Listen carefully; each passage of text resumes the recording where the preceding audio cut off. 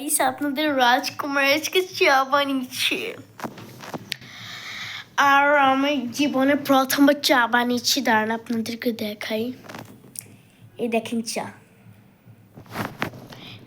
Guys এখন আমি এটা খেয়ে টেস্ট করবো যে কিরকম হচ্ছে। গরম গরম চা।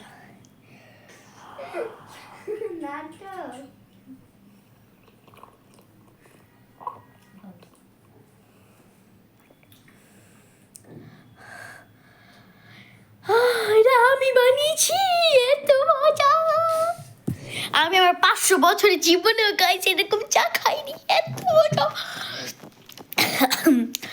আমি মাথা ঘুরি পড়ে যাব গাইস, এত মজার চা। আপনাদেরকে তো না খাই বুঝতে পারছি না। আপনারা যদি খেতেন